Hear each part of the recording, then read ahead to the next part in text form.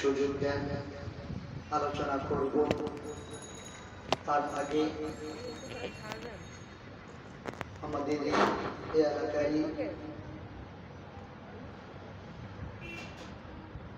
এক ভাইয়ের ছেলে যে কোরআন তেলাওয়াত করবে, তেলাওয়াত করলে তারপর ইনশাআল্লাহ আমরা মাহফিলের কার্যক্রম শুরু করব। নাম, তোমার নাম কি? নাম বলো।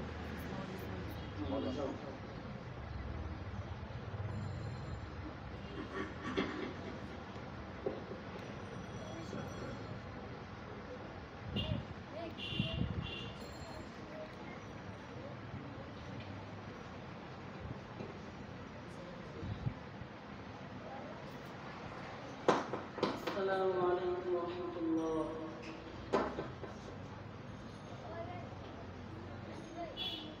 أعوذ بالله من الشيطان الرجيم.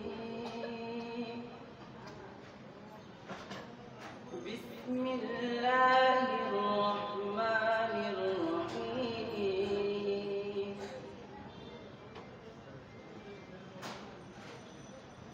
ألا إن أولياء الله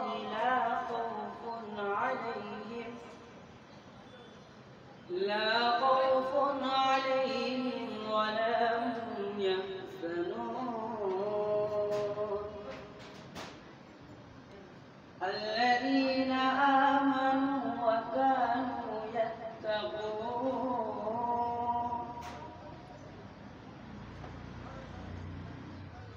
لهم البشرى في الحياة الدنيا وفي الآخرة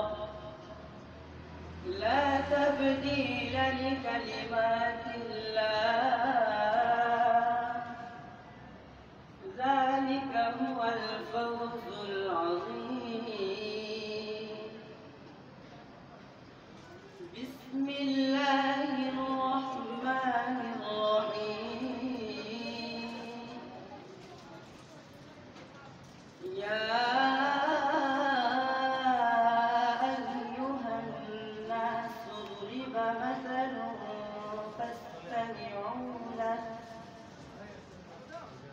إن الذين تدعون من دون الله لن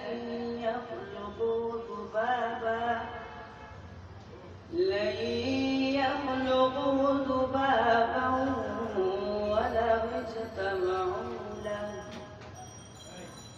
وإن يسلبهم الذباب شيئا لا يستنقذوه منه ضعف الطالب والمطلوب.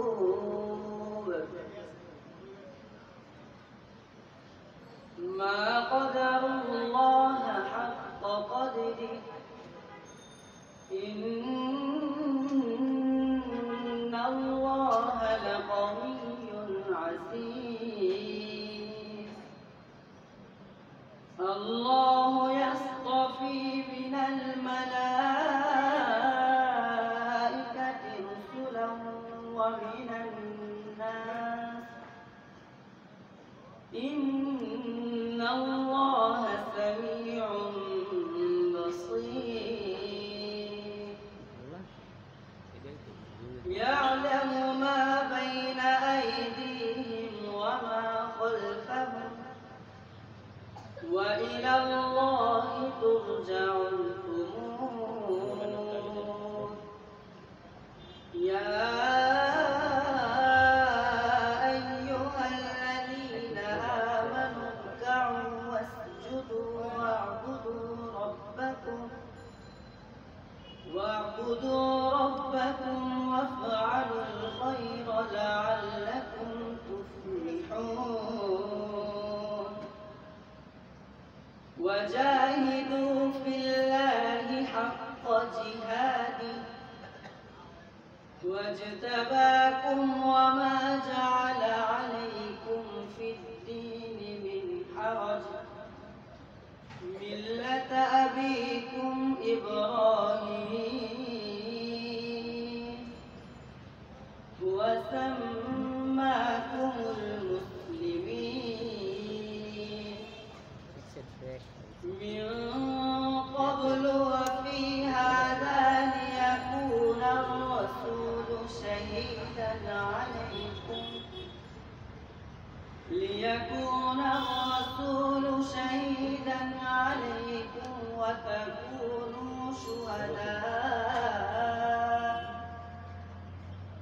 وتكونوا شهداء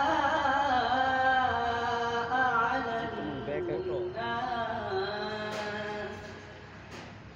فأقيموا الصلاة وآتوا الزكاة واعتصموا بالله هو مولاكم فنعم المولى ونعم النصير صدق الله العظيم وصدق رسوله النبي الحبيب الكريم السلام عليكم ورحمة الله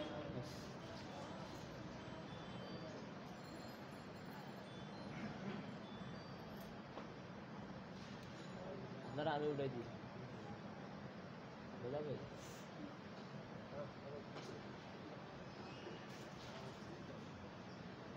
আসসালামু আলাইকুম ওয়া রাহমাতুল্লাহি ওয়া বারাকাতুহু। আমার তো মনে হয় রাত না আপনারা ঠান্ডা লাগতেছে?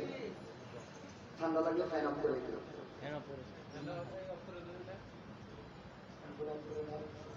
সব প্যান সব রাগ যদি না হন তাহলে আমি আপনাদেরকে সালাম দিয়েছিলাম, সালামের উত্তরটা আপনারা নেন নাই। গতকালকেও আমি হাদিস শরীফ খানা পড়েছি, এক মুসলমান অপর মুসলমানের উপরে 6টি হক আছে। কয়টি হক? তার মধ্যে একটি হক হচ্ছে এক মুসলমান অপর মুসলমানকে সালাম দিলে সালামের জবাব দিতে হবে। 6টার মধ্যে এটা একটা। তাহলে আমি আবার আপনাদেরকে সালাম দেই। সালামের জবাব দেওয়া কি ওয়াজিব?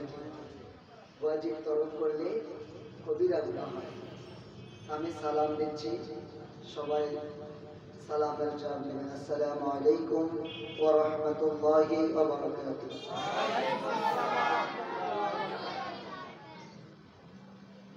আল্লাহ পাকের দরবারে অসংখ্য শুকরিয়া যে রব্বুল আলামিন আজকে আমাদেরকে একটা মুহতি বরকতপূর্ণ মাহফিলে এসে বসার সুযোগ করে দিয়েছেন। বলেন আলহামদুলিল্লাহ। আশেপাশেরও যারা মাইকের আওয়াজ শুনতেছেন, আমরা বেহুদা বাইরে ঘোরাফেরা না করে মাহফিলের মধ্যে বসি। কারণ আমার নবীজি বলেছেন, কোন জায়গায় যদি আল্লাহ তাআলা জিকির হয়, কোন জায়গায় যদি কোরআন তেলাওয়াত হয়, আমার নবীর প্রতি দুরূদ করা হয়, ওই জায়গাটা ওই সময়টার জন্য বেহেশতের বাগান থাকে। বলেন সুবহানাল্লাহ। এমনিতেই এই ঘর হচ্ছে আল্লাহর ঘর, তার মধ্যে আবার জান্নাতের বাগান। আপনি আমি বাইরে ঘোরাফেরা না করে জান্নাতের বাগানে বসলে লাভ হবে না?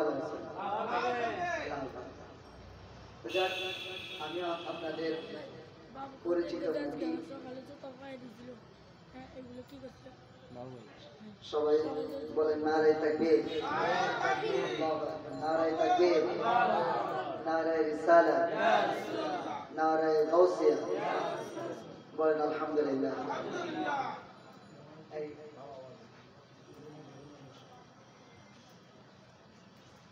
আপনাদের সুন্দর আলোচনা শোনানোর জন্য সুমধুর কণ্ঠে আমার ভাইজান চলে আসছে। হুজুরকে জিজ্ঞাসা করলাম যে হুজুর আপনি হুজুর কখন আসবেন? তো হুজুর হুজুর কেবলা বলেছে যে হুজুর আসবে এশারের নামাজ এখানে পড়বে। আপনাদের সুনসিব যে হুজুর এশারের আগেই ইনশাআল্লাহ আমাদের মজা হাজির হয়ে গেছে। আমরা খুশি না বেটা? খুশি হলে ধৈর্য সহকারে বসেন। হুজুর চলে আসলে কিছুক্ষণ রেস্ট করে ইনশাআল্লাহ আমরা সময় মতো হুজুরকে দিব। তার আগে আমি গুনাহগার, আপনাদের পরিচিত মুখ, প্রতিদিন দেখেন। আমি যদি একটু আলোচনা করি অসুবিধা হবে? একটু আলোচনা করবো। আউযু বিল্লাহি মিনাশ শাইতানির রাজীম। বিসমিল্লাহির রহমানির রহিম। আলা ইন্না আউলিয়া আল্লাহি লা খাউফুন আলাইহিম ওয়ালা হুম ইয়াহজানুন আল্লাযীনা আমানু ওয়া কানু ইয়াত্তাকুন লাহুমুল বুশরা ফিল হায়াতিদ দুনিয়া ওয়া ফিল আখিরাহ লা তাবদীলা লিকালিমাতিল্লাহ যালিকা হুয়াল ফাওজুল আযীম। সাদাকাল্লাহুল আলিয়্যুল আযীম ওয়া সাদাকা রাসূলুহুন নাবিয়্যুল হাবিবুল কারীম।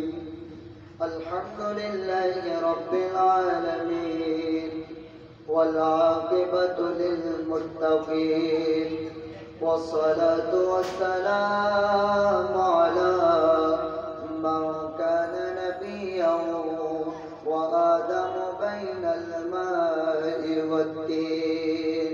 فقد قال الله تعالى في كلامه المجيد والفرقان الحميد. সকলে আমার সাথে সাথে জবানটা খুলে পড়ুন আউযু বিল্লাহি মিনাশ বিসমিল্লাহির রহমানির রহিম। ওয়ালা তাকুলু লিমান في سبيل الله أموات بل أحياء ولكن لا تشعرون. صدق الله العلي العظيم وصدق رسوله النبي الحبيب الكريم. إن الله وملائكته يصلون على النبي يا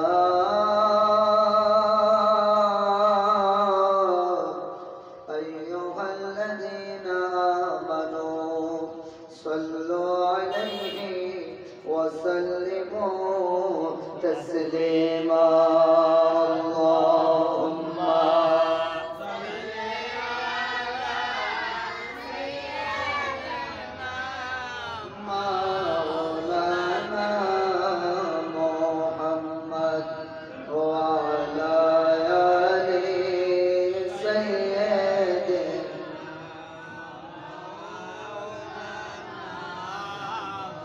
محمد اللهم صل على سيدنا مولانا محمد وعلى آل سيدنا مولانا নবী গো আপনার ভালোবাসায় আল্লাহর ওলি হওয়া যায়।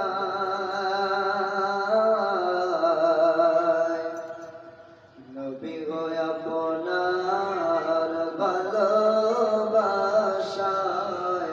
আল্লাহর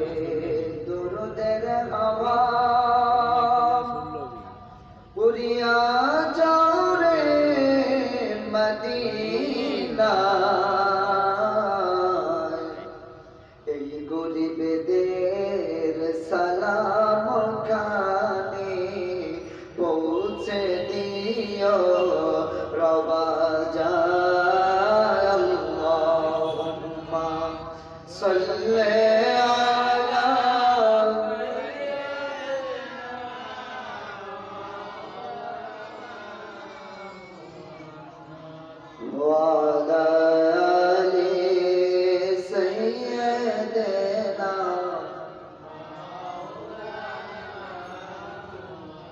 একটু জিকির করেন লা ইলাহা মোহাব্বত লা ইলাহা ও লা ইলাহা ইল্লাল্লাহ ও লা ইলাহা ইল্লাল্লাহ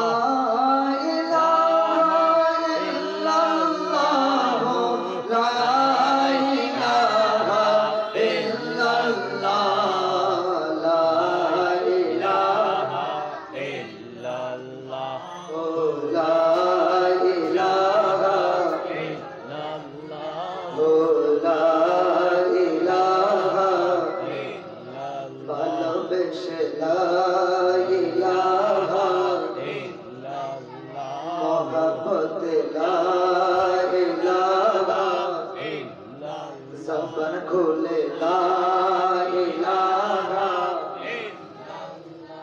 ओ ला इलाहा ইল্লাল্লাহ ला इलाहा इल्लल्लाह ला इलाहा इल्लल्लाह ला ইলাহা ইল্লাল্লাহ ओ ला इलाहा ইল্লাল্লাহ कौरे बनाइला काकावाला कौरे बनाइला पैसावाला তুমি कौरे बनाइला काकावाला कौरे बनाइला पैसावाला আমরা হতে চাই যে মদিনা ওয়ালা লা ইলাহা ইল্লাল্লাহ লা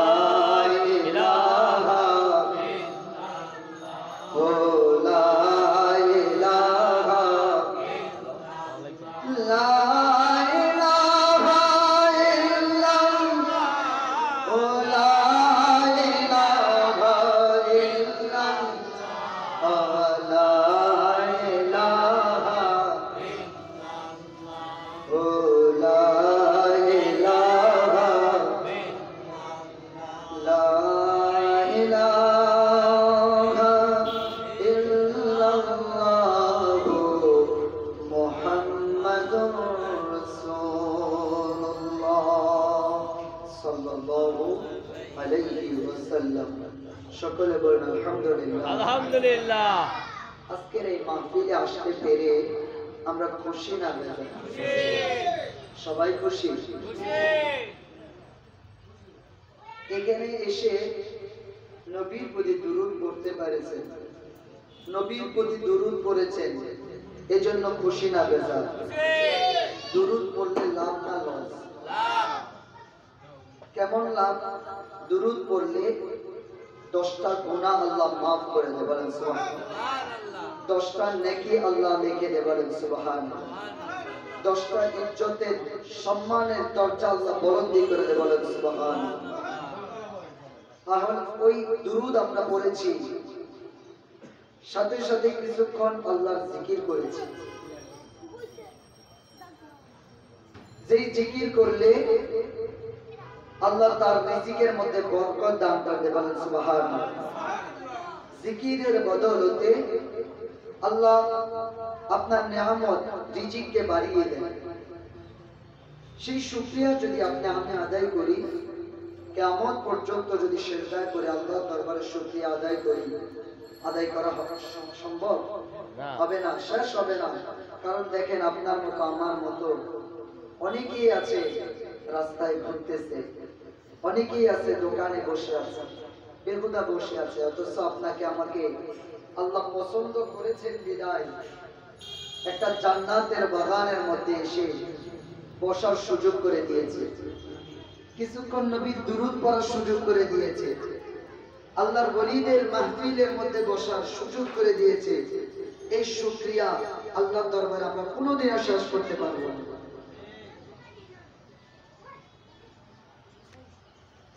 মানুষ ভালো কাজের দিকে ধাবিত কম হয়, খারাপ কাজের দিকে ধাবিত অনেক বেশি হয়। ভালো কাজের মধ্যে অনেক সমালোচনা, অনেক কিছু থাকে, কিন্তু খারাপ কাজের মধ্যে সমালোচনাও কম থাকে।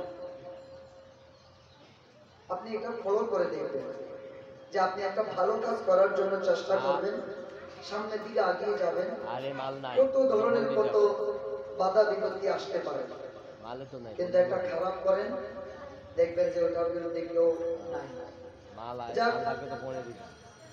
আমরা আজকে এখানে হাজির হয়েছি পিরানে পীর দস্তগীর মাহবুব সুবহানী কুতুবে রব্বানী গাউসুল আজম শেখ সৈয়দ মহিউদ্দিন আব্দুল কাদের জিলানী আল গিলানী আল হাসান আল হুসাইনী রাদিয়াল্লাহু তাআলা আনহু পবিত্র উরুস মুবারকে ওনার স্মরণে ফাতিহা আজম মাহফিলে আজকে আমরা এখানে উপস্থিত হয়েছি। বাবা, আমি একখানা আয়াতে কারিমা তেলাওয়াত করেছিলাম, আল্লাহর ওলিদের দিকে যাবার আগে আরেকখানা আয়াত আমি তেলাওয়াত করছি এখন।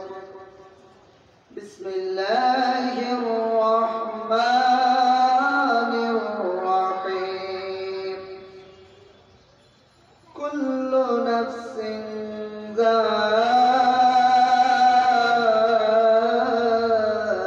যায়িকাতুল মাউত। এই শব্দটা আমরা সবাই শুনি যে মৃত্যুর স্বাদ আমাদের প্রত্যেকের কি করতে হবে? গ্রহণ করতে হবে। গ্রহণ করতে হবে, ঠিক আছে। কেন আমি আয়াতে কারিমা তেলাওয়াত করলাম? বাবা, আপনার মা, আমার বাবা, আপনার বাবা, আত্মীয় স্বজন গুলো মারা যায়, মৃত্যুর স্বাদ প্রতিটা মানুষের গ্রহণ করতে হবে। কিন্তু যখন মৃত্যু বরণ করে ফেলে, মৃত্যু হওয়ার পরে যতক্ষণ পর্যন্ত কবরে ওই মৃত ব্যক্তিটাকে রাখা না হয়, ততক্ষণ পর্যন্ত ওই লোকটাকে বলে মৃত মানুষ। কি বলে? ওই লোকটাকে বলা হয় মৃত মানুষ। যতক্ষণ পর্যন্ত ঘরের মধ্যে থাকে, যতক্ষণ পর্যন্ত আত্মীয় স্বজনের সামনে থাকে, ততক্ষণ পর্যন্ত বলা হয় মৃত মানুষ। সামনে আসেন, আমাদেরকে আমার হুজুর সবসময় সামনে রাখে। সামনে আসেন। মৃত মানুষ বলা হয়। মৃত্যুর পরে যখন জানাজা দিয়ে কবরস্থ করা হয়, কবর মাটি দেওয়ার পরে আমার মায়ার নবীর হাদিস শরীফের মধ্যে আছে যে তোমরা মৃত ব্যক্তিকে সালাম দাও। মৃত ব্যক্তির কবরের পাশ দিয়ে যাওয়ার সময় আমরা কি বলি? আসসালামু আলাইকুম ইয়া আহলাল কুবুর। কবরবাসীকে কি করলাম? সালাম দিলাম। বাবা, প্রশ্ন হলো, কবরে রাখার আগ পর্যন্ত ওই মৃত ব্যক্তিকে কিন্তু কেউ সালাম দেয় না, দেয়? সবাই বলে কি? মৃত মানুষ। সবাই বলে মৃত মানুষ। কিন্তু যখন কবরে রাখা হয়, কবরে রাখার পরই মায়ার নবীর হাদিস শরীফের মধ্যে পাওয়া যায় যে কবরে রাখার পরে ওই লোকটাকে বলা হয় জীবিত মানুষ। কারণ কেন জীবিত মানুষ বলা হয়? রুহুটা তার ভিতরে দিয়ে দেওয়া হয়। মুনকির নকির ফেরেশতা আসে, তাকে সওয়ালের জবাব করে বিভিন্ন প্রশ্ন জিজ্ঞাসা করা হয়, সে জাহান্নামী না জান্নাতি এটা নির্ধারণ করা হয়। তখন ওই মুহূর্তে ওই কবরের পাশ দিয়ে যদি কোনো মানুষ যায়, বলে আসসালামু আলাইকুম ইয়া আহলাল কুবুর, কবরবাসীকে ডাক দিয়ে সালাম দেয়। মায়ার নবীর হাদিস হাদিস শরীফের মধ্যে পাওয়া যায় ওই কবরবাসীগুলো আপনার আমার আওয়াজটা শুনে কিনা, সালামের জবাব দেয় কিনা, সালাম দিয়েছি সালামটা শুনে কিনা। আমার নবী ডাক দিয়ে বলে শুধু সালামের জবাব না, ওই কবরের পাশ দিয়ে যদি কোনো মানুষ হেঁটে যায় তার পায়ের যে জুতা আছে ওই জুতার আওয়াজটা পর্যন্ত কবরবাসীরা শুনতে পায়। কবরবাসীরা শুনতে পায়। এখন আমার প্রশ্ন হলো, আমি একখানা আয়াতে কারিমা তেলাওয়াত করেছিলাম আল্লাহর কোরআন থেকে, একখানা আয়াতে কারিমা তেলাওয়াত করেছিলাম ওয়ালা তাকুলু লিমান ইউকতালু ফি সাবিলিল্লাহি আমওয়াত বাল আহইয়াউ ওয়ালাকিন লা তাশউরুন। আমার আল্লাহ সুবহানাহু ওয়া তাআলা কোরআনুল কারীমের মধ্যে ডাক দিয়ে বলে যারা আল্লাহর রাস্তায় মৃত্যুবরণ করে আল্লাহ তাদেরকে জীবিত রাখে। বলেন সুবহানাল্লাহ। সুবহানাল্লাহ। আল্লাহ ডাক দিয়ে বলে তোমরা তাদেরকে মৃত্যু বলিও না, বাল আহইয়াউন, তাদেরকে তোমরা বলো জিন্দা। বলেন সুবহানাল্লাহ। একটা সাধারণ মানুষ কবরে রাখার পরে, মাটি স্তর করার পরে আমার নবী হুকুম দিয়েছে তাদেরকে সালাম দেওয়ার জন্য। আমরা কবরবাসীকে সালাম দিই। আমরা কবরবাসীর পাশ দিয়ে যাওয়ার সময় সূরা ফাতিহা পড়ি, ইখলাস পড়ি, দুরূদ শরীফ পড়ি, কবরবাসীদের জন্য দোয়া করি। বাবা আল্লাহ ডাক দিয়ে বলে ওয়ালা তাকুলু লিমান ইউকতালু ফি সাবিলিল্লাহি আমওয়াত বাল আহইয়াউন ইনদা রাব্বিহিম। এই আয়াতের মধ্যে আল্লাহ ডাক দিয়ে বলতেছে তোমরা তাদেরকে মৃত্যু বলিও না, মৃত্যু বলিও না। যারা আল্লাহর রাস্তায় জীবন দিয়েছে তারা মৃত্যু না, তারা মৃত্যু না, তারা হচ্ছে জিন্দা। জোরে বলেন শুধু জিন্দা নয়, কোরআনের আরেক আয়াতের মধ্যে আল্লাহ ডাক দিয়ে বলে ওয়ালা তাহসাবান্নাল্লাযীনা কুতিলু ফি সাবিলিল্লাহি আমওয়াতা বাল আহইয়াউন ইনদা রাব্বিহিম ইউরযাকুন। বলেন সুবহানাল্লাহ। আমার আল্লাহ সুবহানাহু ওয়া তাআলা ডাক দিয়ে বলতেছে যে কবরবাসীরা যারা আল্লাহর রাস্তায় মৃত্যুবরণ করে তারা শুধু মৃত্যুই নয়, তারা শুধু জিন্দাও নয়, বাল আহইয়াউন ইনদা রাব্বিহিম ইউরযাকুন, আমি আল্লাহ তাদেরকে রিজিক দিয়ে থাকি। বলেন সুবহানাল্লাহ। তারা কবরে শুয়ে শুয়ে কি খায়? জান্নাতি ফল খায়, রিজিক খায়। আপনি আমি যেমন 3 বেলা খাবার খাই, তারাও কি করে? কবরের মধ্যে আল্লাহর দেওয়া নিয়ামত সেই রিজিক তারা ভক্ষণ করে।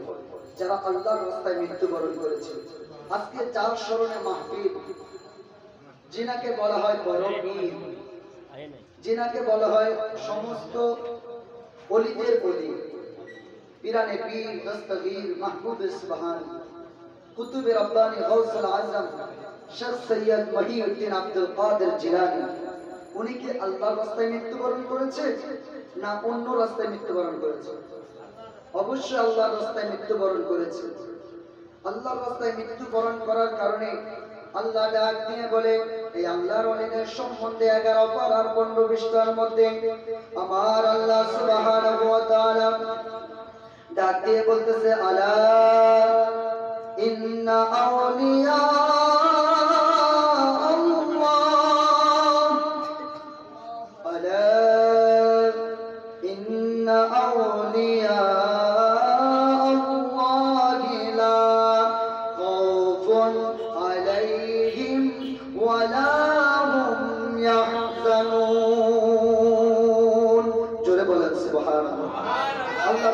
বলতেছে ওই বান্দাদের যারা আমার রাস্তায় মৃত্যুবরণ করেছে, আমি মাবুদকে রাজি করে কবরে গিয়েছে, আল্লাহর ওলিদের কবরের জিন্দেগানির মধ্যে কোনো ভয় নাই। বলেন সুবহানাল্লাহ। আলা ইন্না আউলিয়া আল্লাহ লা খাউফুন, তাদের কোনো ভয় নাই, ওয়ালা হুম ইয়াহজানুন, শুধুই তা নয়, তারপর আয়াত আল্লাহ কি বলতেছে, আলা ইন্না আউলিয়া আল্লাহি লা খাউফুন আলাইহিম ওয়ালা হুম ইয়াহজানুন আল্লাযীনা আমানু ওয়া কানু ইয়াত্তাকুন লাকুমুল বুশরা ফিল হায়াতিদ দুনিয়া ওয়া ফিল আখিরাহ। জোরে বলেন সুবহানাল্লাহ। সুবহানাল্লাহ। আমার আল্লাহ ডাক দিয়ে বলতেছেন, যারা আল্লাহর ওলি হয় তাদের দুনিয়াতেও ভয় নাই, আখিরাতেও কি নাই? ভয় নাই। ভয় নাই। বাবা আমি আমার নিজের বানানো কথা বলি না, কোরআনের কথা বলতেছি। আল্লাহ ডাক দিয়ে বলতেছেন, যারা আল্লাহর ওলি হয় তাদের দুনিয়া এবং আখিরাতে কি নাই? কোনো ভয় নাই, চিন্তা নাই। আর এই আয়াতের মধ্যে আমার আল্লাহ ডাক দিয়ে বলে, আমরা যে এখানে বসছি, গৌসে পাক আব্দুল কাদের জিলানী আমাদেরকে দেখে কি দেখে না? তার প্রমাণ কি? উনি তো অনেক আগে মারা গেছে, 800 বছর আগে উনি মারা গিয়েছেন। উনি কিভাবে আপনাদেরকে দেখে? উনি কিভাবে আপনাদেরকে দেখতে পায়? কারণ আল্লাহ তাদেরকে সেই ক্ষমতা দিয়েছে, ক্ষমতার বলে দেখতে পায়। বলেন সুবহানাল্লাহ। আল্লাহ ডাক দিয়ে বলে 11 পারার 2য় পৃষ্ঠার মধ্যে আল্লাহ ডাক দিয়ে বলে, ওয়াকুল ইয়ামালু ফাসায়ারাল্লাহু আমালাকুম ওয়া রাসূলুহু ওয়াল মুমিনুন। জোরে বলেন সুবহানাল্লাহ। আল্লাহ ডাক দিয়ে বলতেছে, ওয়াকুল ইয়ামালু, তোমরা যে সমস্ত আমল করো, ওয়াকুল ইয়ামালু ফাসায়ারাল্লাহ, কে দেখে? আল্লাহ দেখে। কে দেখে? ফাসায়ারাল্লাহু ওয়াকুল ইয়ামালু ফাসায়ারাল্লাহু আমালাকুম, সব তোমাদের আমলগুলো কে দেখে? আল্লাহ। ওয়া রাসূলুহু, এবং নবী দেখে, রাসূল দেখে, ওয়াল মুমিনুন, এবং যারা আল্লাহর ওলি আছে, যারা আল্লাহর মুমিন আছে, তারাও আমাদের ইবাদত কি করে? দেখতে পায়। সে ক্ষমতা দিয়েছে কে? আল্লাহ। আল্লাহ। এখন দুনিয়ার মধ্যে থাকার পরে তারা একটা খাপের ভিতরে থাকে। কবরের জিন্দেগাতে যাওয়ার পরে তাদেরকে আল্লাহ 70 গুণ পাওয়ার বাড়িয়ে দেয়। তাদেরকে আল্লাহ এত পাওয়ার বাড়িয়ে দেয়, বিভিন্ন জায়গায় তারা সাইর করে। এবং গাউসে পাকের জীবনের মধ্যে পাওয়া যায়, গাউসে পাকের কিতাবের মধ্যে পাওয়া যায়, বাহরাতুল আসরার গাউসে পাকের কিতাব। ওই কিতাবের মধ্যে পাওয়া যায় এক হিন্দু মহিলা আমার গাউসে পাককে মহব্বত করত। কি করত? ভালোবাসত। আমার গাউসে পাককে মহব্বত করত। তার বাড়ির সামনে দিয়ে কোনো মানুষ যদি যায়, সেই মানুষটাকে ডাক দিয়ে জিজ্ঞাসা করতো, ভাই তুমি কোথায় যাও? সে বলতো, আমি গাউসে পাকের দরবারে যাই, বড় পীরের দরবারে যাই। যখনই বলতো যে বড় পীরের দরবারে যাই, ওই হিন্দু মহিলাটা ওই লোকটার কাছে কিছু হাদিয়া দিতে। বলেন সুবহানাল্লাহ। যে ভাই আমি একটা হাদিয়াটা দিলাম, এটা গাউসে পাকের দরবারে হাদিয়াটা পৌঁছায় দিলাম, কারণ আমি বিধর্মী, আমি যেতে পারি না, আমি যাই না, কিন্তু আমার বড় পীরকে ভালো লাগে। আমি যখন আজমির শরীফ গেলাম, আজমির শরীফে দেখেছি অনেক হিন্দু আল্লাহর ওলিদেরকে মহব্বত করে। অনেক হিন্দু মানুষ, পুরুষগণ মহিলাগণ, তারা যখন আল্লাহর ওলিদের মাজারের সামনে দিয়ে যায়, তখন আল্লাহর ওলিদের মাজারের সামনে দিয়ে যখন যায়, তখন তারা ভক্তি করে, সালাম করে। আমরা এটা বলি না যে আল্লাহর ওলিদের মাজারে গিয়ে তোমরা সিজদা করো। বলেন নাউজুবিল্লাহ। সিজদা কাকে করব? আল্লাহকে। সিজদা করা হারাম, কিন্তু হ্যাঁ, তুমি আল্লাহর মাহবুবদের কাছে গিয়ে তুমি একবার সূরা ফাতিহা পড়তে পারো, একবার ইখলাস পড়তে পারো, বা 3 বার ইখলাস পড়তে পারো, 3 বার দুরূদ শরীফ পড়তে পারো। পরে আল্লাহর দরবারে হাত তুলে যদি তুমি বলো, আল্লাহ, ও আল্লাহ, বাবা কথায় কথায় মনে হয়ে যায় আল্লাহ কেমন আল্লাহর ওলিদেরকে ভালোবাসে, মহব্বত করেছে। মুসা আলাইহিস সালাতু ওয়াস সালামের জামানায় মুসা আলাইহিস সালাতু ওয়াস সালামের কাছে এক মহিলা যায় বলে, হুজুর আপনি তো আল্লাহর সাথে কথা বলেন, তুর পর্বতে গিয়ে আল্লাহর সাথে কথা বলেন। আল্লাহ কোরআনে ডাক দিয়ে বলে ফাকলানা আলাইক ইন্নাকা বিল ওয়াদিল মুকাদ্দাসি তুয়া। মুসা আলাইহিস সালাতু ওয়াস সালাম যখন তুর পর্বতে আল্লাহর সাথে কথা বলতে গেলেন, আল্লাহ মুসাকে ডাক দিয়ে বলে ও মুসা তোমার পায়ের জুতা খুলে আসো, কারণ আমার নূরের তাজাল্লিতে এই মাটির পাহাড়টা আমি আল্লাহ পবিত্র করে দিয়েছি। মুসা আলাইহিস সালাতু ওয়াস সালাম সব সময় কার সাথে কথা বলতেন? আল্লাহর সাথে কথা বলতেন।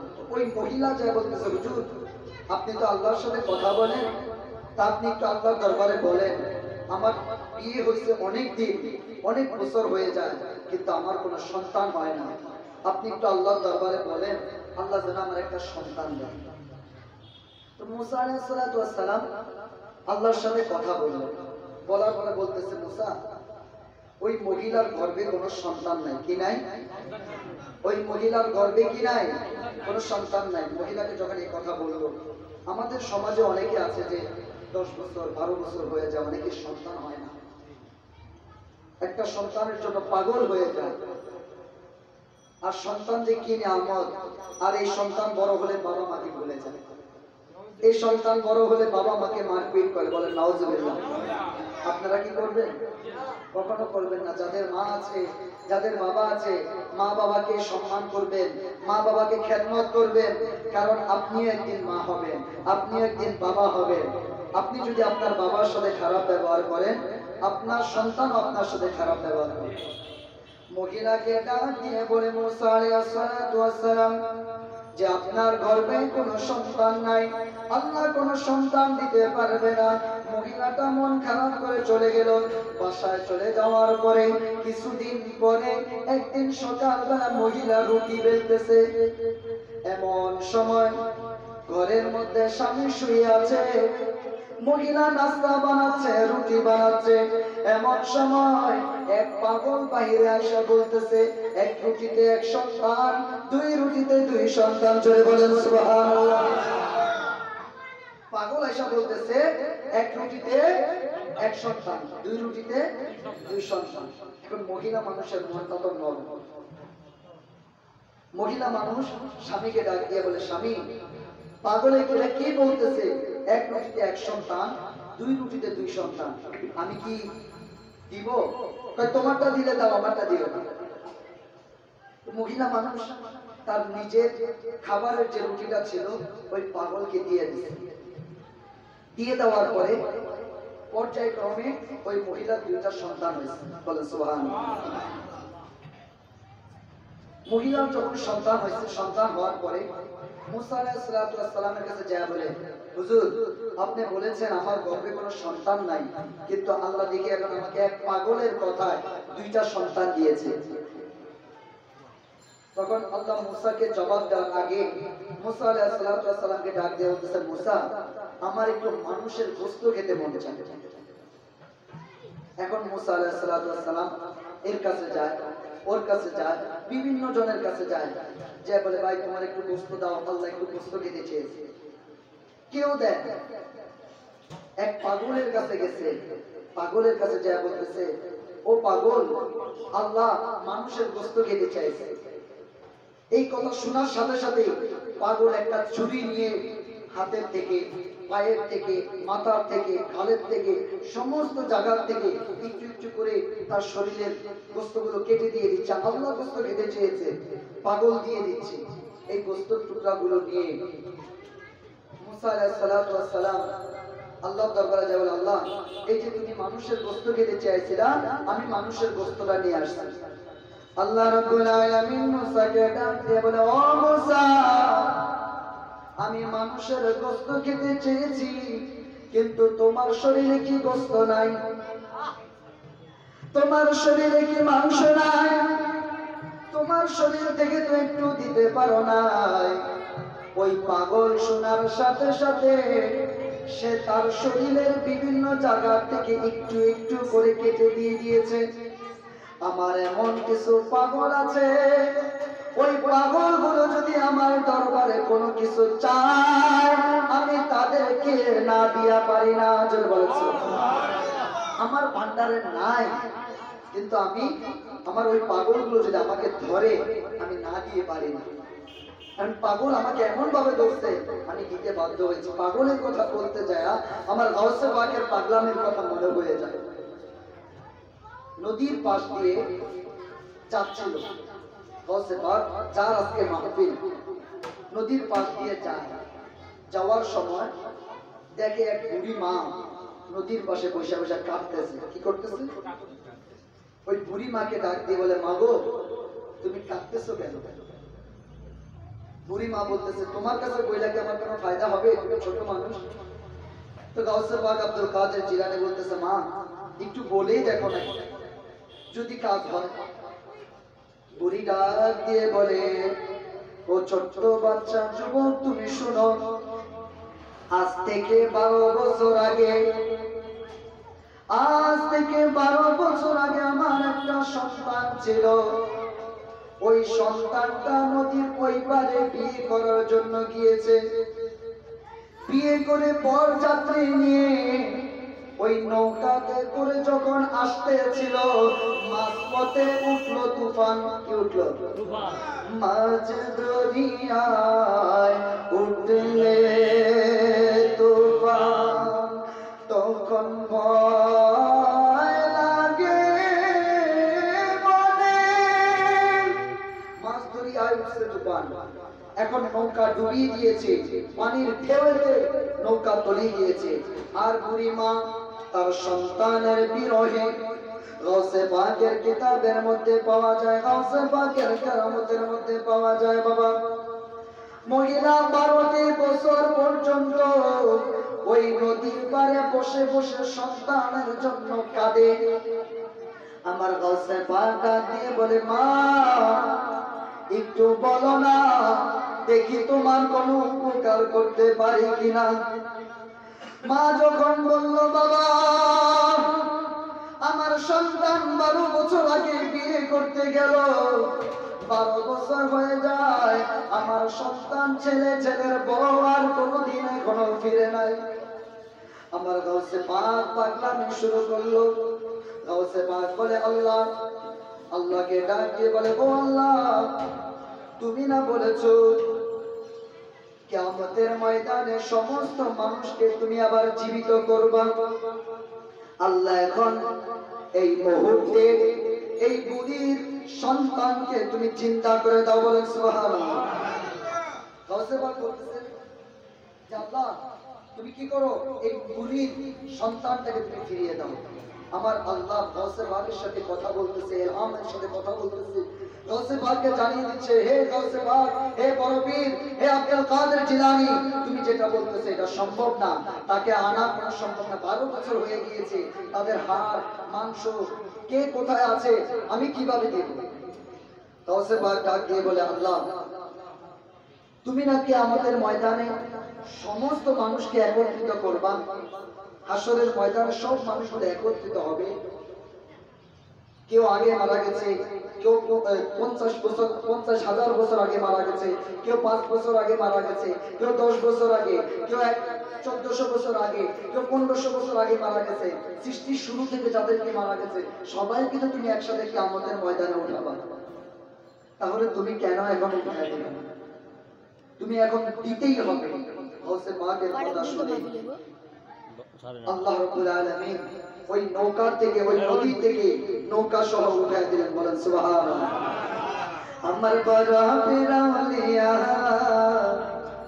বাজারে মে তাজা বাচ্চা দিল রে ফোটাইয়া, আমার বড় পিরালিয়া বাজারে মে তাজা বাচ্চা দিল রে ফোটাইয়া, বড় পিতে সম্মান করে যেও যেও করিয়া, আমার বড় পিরালিয়া বাজারে মে তাজা বাচ্চা দিল রে ফোটাইয়া। বাবা গাউসে পাক একদিন রাস্তার পাশ দিয়ে যায়, একটা হোটেলের মধ্যে ডিমবাজি করতেছে। এমন সময় কথা প্রসঙ্গে কথা বলতেছে, ওই কথা বলার মধ্যে ওই তাবা থেকে 3টা মুরগি হয়ে আমার গাউসে পাককে চিউ চিউ করে সম্মান জানায়।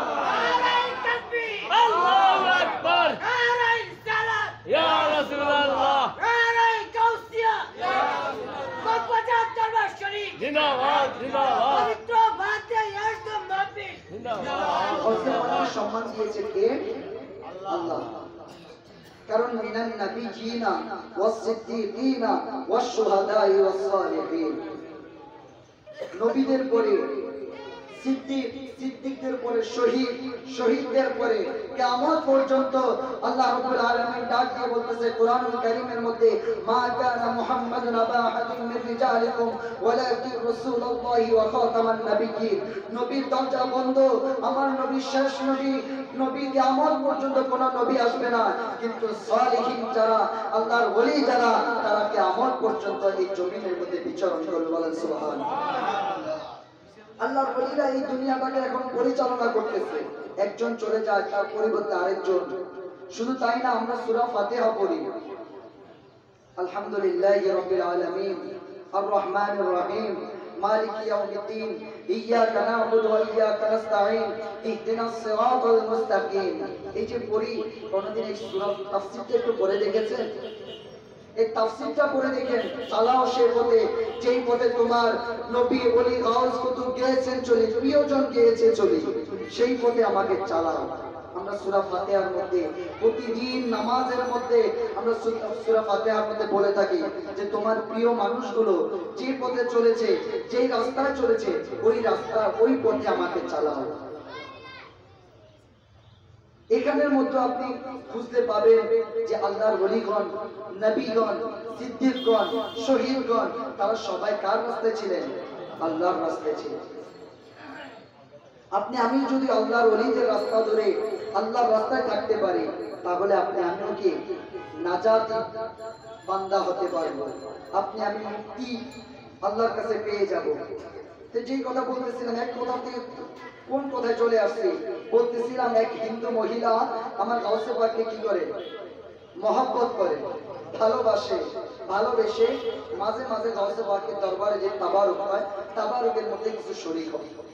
এখন ওই মহিলা, হিন্দু মহিলাটা মৃত্যুবরণ করেছে। মৃত্যুবরণ করার পরে তাকে নিয়ে গেল, কাঠ দিল, হিন্দুদের যে নিয়ম পুরাণের জন্য চিতার মধ্যে নিয়ে গেল, নিয়ে তাকে সব কিছু দিয়ে ওই মহিলাকে পুরানোর জন্য চেষ্টা করতেছে। আগুন ধরিয়ে দিল, কাঠ গুলে পুড়ে গেল, ঘি গুলে শেষ হয়ে গেল, সকল কিছু পুড়ে ছাই হয়ে গেল, কিন্তু পড়ার পরে দেখে মহিলার লাশ যেমনের লাশ এমনই রয়েছে। সুবহানাল্লাহ বলেন। সুবহানাল্লাহ। মহিলার একটা পশমও পুড়ে নাই, হিন্দু মহিলা, কিন্তু তার একটা পশমও পুড়ে নাই। একবার চেষ্টা করেছে, দুইবার চেষ্টা করেছে, তৃতীয়বার বেলায় চেষ্টা করার পর যখন ব্যর্থ হয়েছে, নদীতে ভাসিয়ে দিয়েছে মহিলাকে। আমার গাউসে পাক তার ভক্তদেরকে ডাক দিয়ে বলে, ও গাউস, ও আমার পাগলেরা, ও আমার মুরিদেরা, তোমরা ওই মহিলাকে নদী থেকে উঠায়া তাকে জানাজা দিয়ে দাফন কাফন করে মাটিস্থ করো। বলেন সুবহানাল্লাহ। কারণ সে আমাকে মহব্বত করতো, সে আমাকে ভালোবাসতো, এই ভালোবাসার কারণে, এই মহব্বত করার কারণে আল্লাহ তাকে মাফ করে দিয়েছে। ওই আল্লাহর ওলি গাউসে পাকের মাহফিল, যাকে একটা হিন্দু মহিলা মহব্বত করার কারণে ওই মহিলাকে মাফ করে দিয়েছে। মৃত্যুর পরে তার কোনো আযাব হয় নাই, তাকে মুসলমানদের মতো কবরস্থ করা হয়েছে। বাবা গাউসে পাক কেমন আল্লাহর ওলি ছিলেন, উনি আমাদের আমলগুলো দেখে আল্লাহর কোরআনে বলে, ওয়াকুল আমালু ফাসায়ারাল্লাহু আমালাকুম ওয়া রাসূলুহু ওয়াল মুমিনুন। তোমরা যে সমস্ত আমল করো, আমলগুলো আল্লাহ দেখে, আল্লাহর রাসূল দেখে, এবং মুমিন বান্দা যারা তারাও দেখে। বলেন সুবহানাল্লাহ। সুবহানাল্লাহ। আপনি আমি যে মহব্বত এখানে বসছি, গাউসে পাকের আলোচনা শুনতেছি, ওলি আল্লাহদের আলোচনা শুনতেছি, এই আলোচনা শোনার থেকেও আল্লাহ আমাদেরকে বরকত দিতে পারে না, নিয়ামত দিতে পারে না।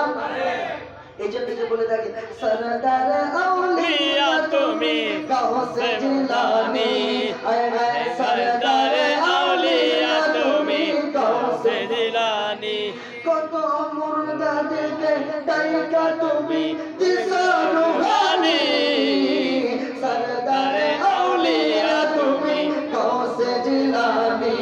বলেন সরদার আউলিয়া তুমি গাউসে জিলানী, তুমি বারো হইয়া ফকির মারে,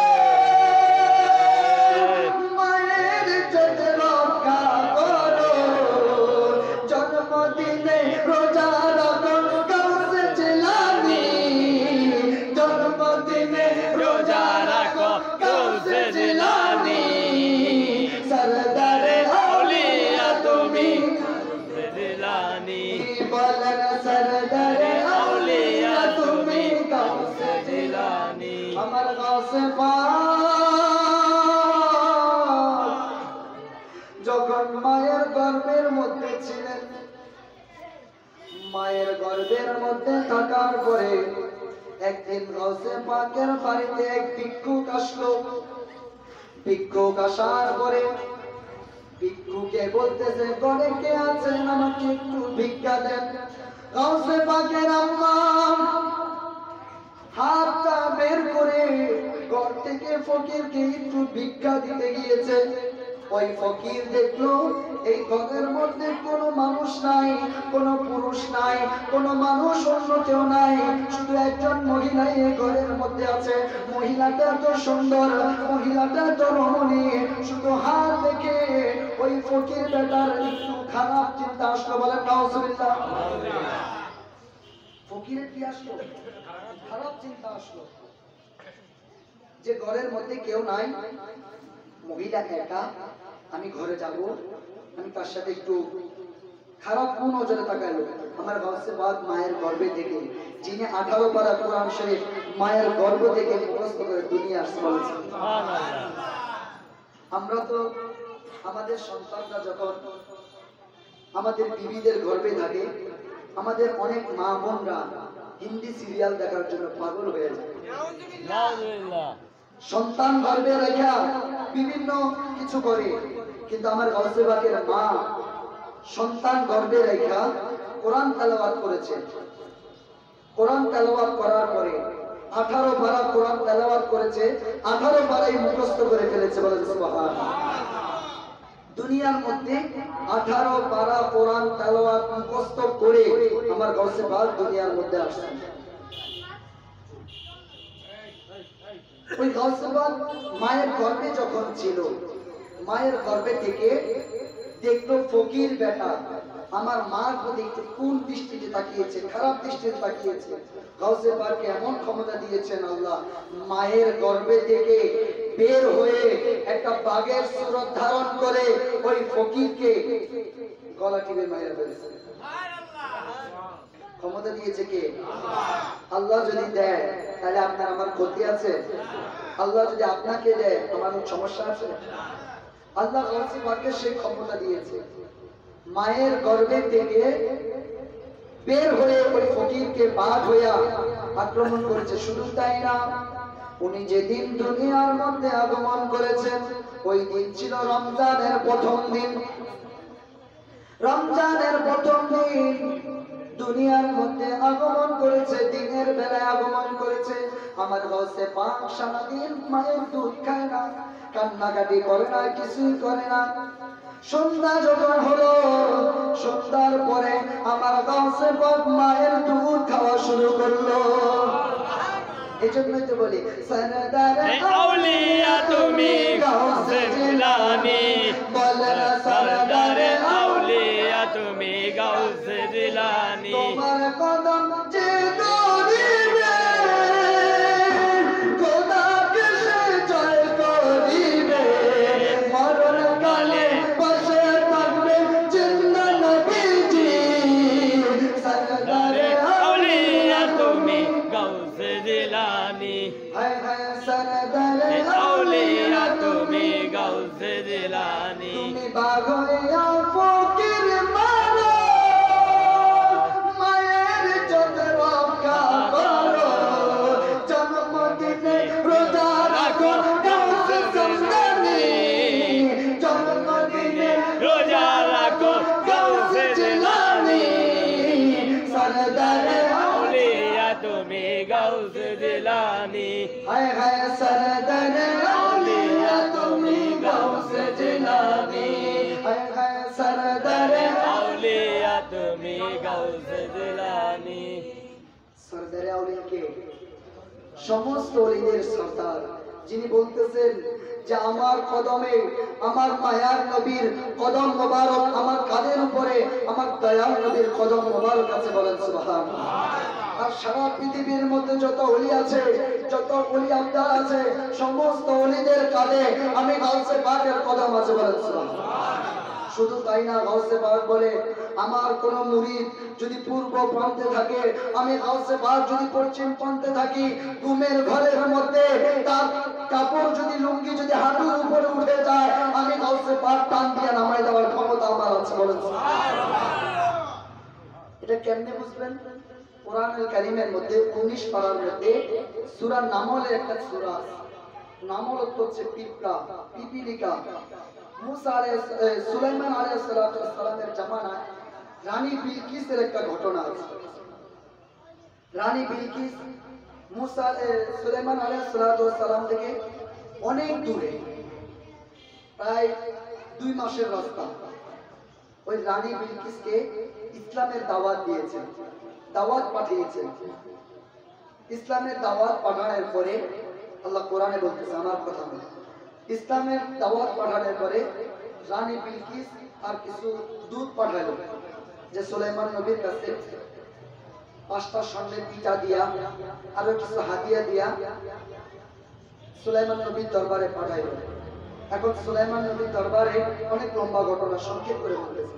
সুলাইমান নবীর দরবারে যখন এলহাম আসলো যে রানীর দুধ আসতেছে, সুলাইমান নবীর দরবারে আসতেছে, সুলাইমান আলাইহিস সালাম জিনদেরকে বলল, ও আমার জিনেরা, সুলাইমান আলাইহিস সালামের একটা সিংহাসন ছিল, যে সিংহাসনের মধ্যে মানুষ, জিন, ইনসান, দেও, দানব, পশু, পাখি সবকিছুই তার মধ্যে থাকতো। বলেন সুবহানাল্লাহ। এটার কোনো ইঞ্জিন ছিল না, এটাকে বাতাসের তাবেদারি করে দিয়েছিল।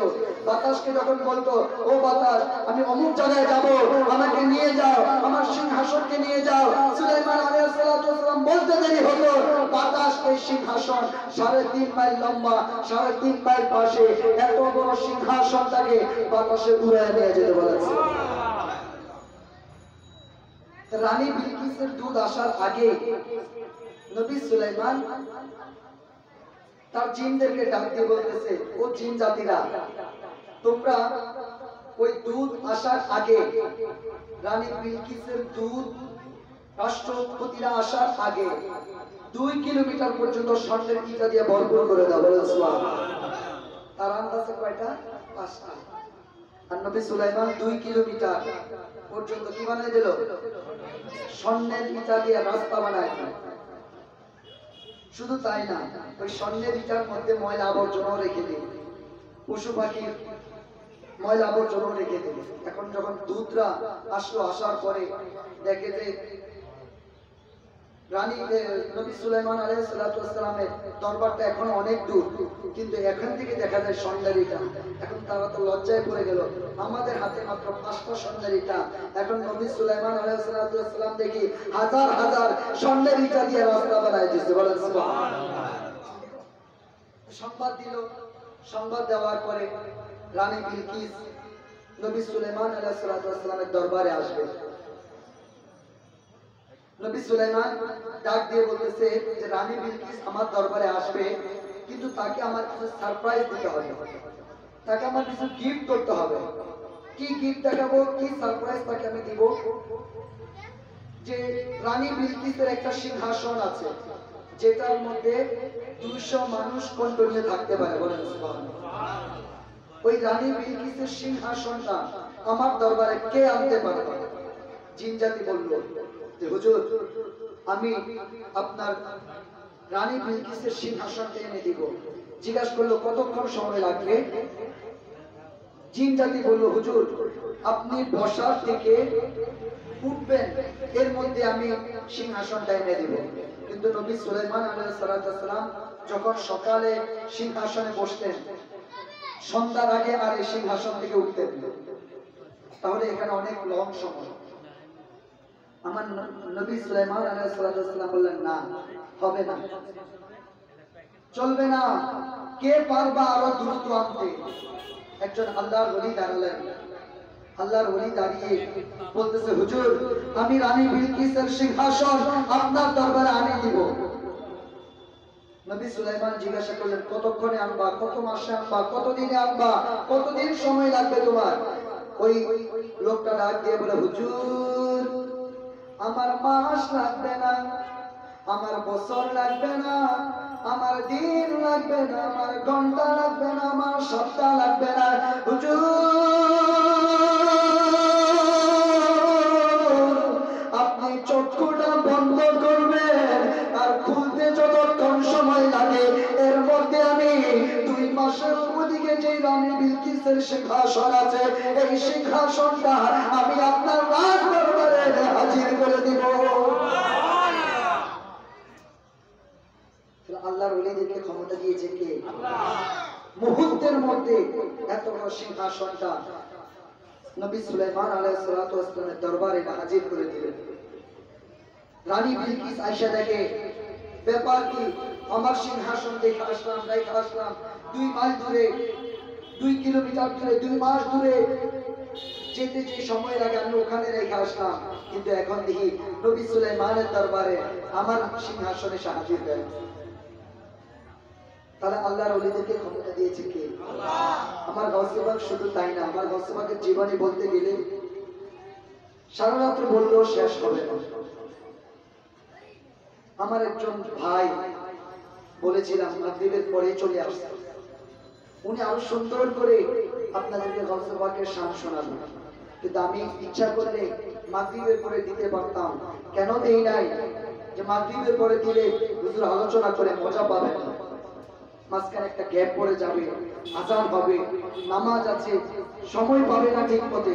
কিন্তু এশারের নামাজের পরে যদি হুজুরকে দেওয়া হয় আর সুন্দর করে যদি বলে আব্দুল কাদের জিলানী তুমি হাসানের হোসেনে আমার নবীর নয়ন মনে তুমি জিলানের জিলানী আব্দুল কাদের জিলানী তুমি হাসানের হোসেনে আমার নবীর নয়ন মনে তুমি জিলানের জিলানী আমার নবীর নয়ন মনে তুমি জিলানের জিলানী তোমার আমার খাইয়া গেল ক্ষমা চাইতে গাউসে পাক গেল ক্ষমা চাইতে ক্ষমা তোমায় করতে পারি শর্ত পারলে মানতে শর্ত পারলে মানতে একটা বন্ধ মেয়ে আমার মুখে জবান নাই যে তাহার যদি শাদি করো তারে বাবা গাউসে পাকের বাবা একটু একটু না বুঝলে আপনারা বুঝবেন না। এই জন্য আমি আপনাদেরকে বুঝার জন্য আমার গাউসে পাকের শান কত উঁচু বুঝার জন্য বলতেছে। গাউসে পাকের বাবা গাছের নিচে পড়া একটা ফল খেয়েছে, আপনি আমি কিন্তু অনেক ফল এখন খেয়ে ফেলি, কোনদিন গাছের ফলের মালিকের খুঁজে মাপ চাই না। আমার গাউসে পাকের বাবা একটা ফল খেয়েছে, কিতাবের মধ্যে আসছে যে নদীর স্রোত দিয়ে ফলটা যেতেছিল, ফলটা উঠি উনি খালেন। খাওয়ার পরে হঠাৎ তার গাউসে পাকের আবু সালেহ মুসা জঙ্গির মাথায় আসলো, আমি যে ফলটা খাইলাম কার কোন মালিকের, আমি তার খোঁজ করি, আমি একটু মাপ চেতাম।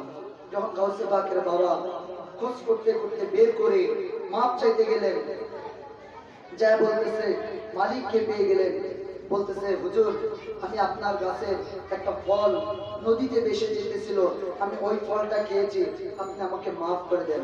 গাউসে পাকের বাবাকে ডাক দিয়ে বলতেছে যে এমন মানুষ আমি তার কোনোদিন পাই নাই, যে একটা ফল খেয়েছে, ফল খাওয়ার পরে ঘুরতে ঘুরতে এতদিন পরে আমার কাছে আসে মাপ চায়, নিশ্চয়ই কোনো সাধারণ মানুষ নয়, আমার একটু ভালোভাবে ধরতে হবে। বলতেছে হ্যাঁ মাফ করতে পারি, একটা শর্ত আছে। কি শর্ত? যে শর্তটা হচ্ছে আমার একটা মেয়ে আছে, মেয়েটা অন্ধ, আমার একটা মেয়ে আছে, মেয়েটা লুলা, ওই মেয়েটা কানা, ওই মেয়েটা ভয়রা, তুমি যদি ওই মেয়েকে বিবাহ করো তাহলে আমি তোমাকে মাফ করে দেব। গাউসে পাকের বাবা শর্তে রাজি হয়ে গেল। এখন বিবাহ করে গাউসে পাকের মা ফাতেমা ফাতেমা রাদিয়াল্লাহু তাআলা যখন বিবাহ করে নিয়ে গেলেন, নিয়ে যাওয়ার পরে এখন গাউসে পাকের বাবা দেখে যে মেয়েটা একটা সুন্দর রূপসী, বলেন সুবহানাল্লাহ। মেয়েটা মন্দ না, মেয়েটার চোখ আছে, সবকিছু দেখতে পায়। মেয়েটাকে বলেছো লুলা, মেয়েটা লুলা না। মেয়েটাকে বলেছো মেয়েটা বয়রা, মেয়েটা বয়রা না। দৌড়ায় চলে গেলেন শ্বশুরের কাছে, যা বলতেছে হুজুর আপনি বলেছিলেন আপনার মেয়ে অন্ধ, লুলা, বোবা, কালো। এখন আমি যাই দেখি আমাকে আসলে যেটা বলছেন ওইটা দিয়েছেন না অন্যটা দিয়েছেন। ডাক দিয়ে বলতেছে বাবা আমার মেয়েটা সত্যি লুলা, আমার মেয়েটা সত্যি অন্ধ, আমার মেয়েটা সত্যি কালো। কারণ আমার মেয়েটা এই ঘরের থেকে বের হয়ে দুনিয়ার কোনো পরপুরুষকে দেখে নাই, এই জন্য আমার মেয়েটা পরপুরুষ না, দুনিয়ার কোনো কিছুই দেখে নাই, শুধু ঘরের মধ্যে যেই জায়গা এই জায়গাটুকুই দেখেছে, এই জন্য আমার মেয়েটাকে আমি অন্ধ বলেছি। বলেন সুবহানাল্লাহ। প্রেমের খেলা খেলে তো আল্লাহর ওলি বলে প্রথম থেকে। এই জন্য কবি বলে প্রেমের খেলা খেলে আল্লাহর ওলি বলে।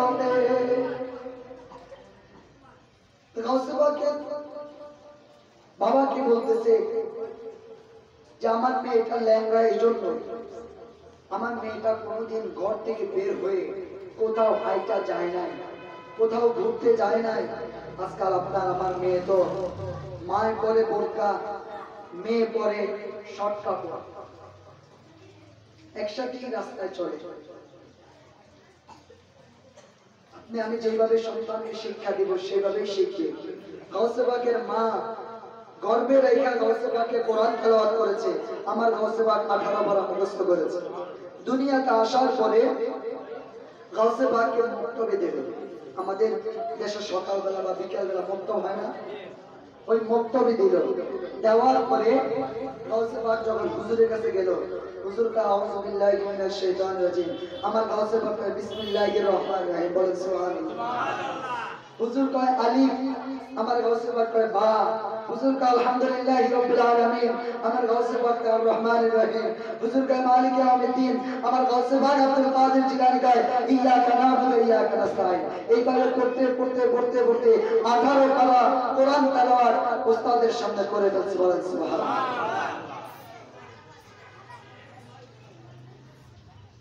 হুজুর ডাক দিয়ে বলে মার কাছে যায়, বলে মা গো আপনার সন্তান যেমন কোন সন্তান না, শুধু তাই না আমার গাউসে পাকের জীবনী খুঁজতে গাউসে পাকের জীবনের মধ্যে পাওয়া যায় গাউসে পাক ছেলেকে মেয়ে বানিয়ে দিয়েছে, মেয়েকে ছেলে বানিয়ে দিয়েছে। ক্ষমতা দিয়েছে কে? আল্লাহ। এক মহিলা গাউসে পাকের রাস্তা দিয়ে হাঁটা যায়, গাউসে পাক রাস্তা দিয়ে যায়, ছোট বাচ্চা মহিলা কাঁদতেছে, কাঁদতে কাঁদতে বলতেছে মা কি চাও তুমি?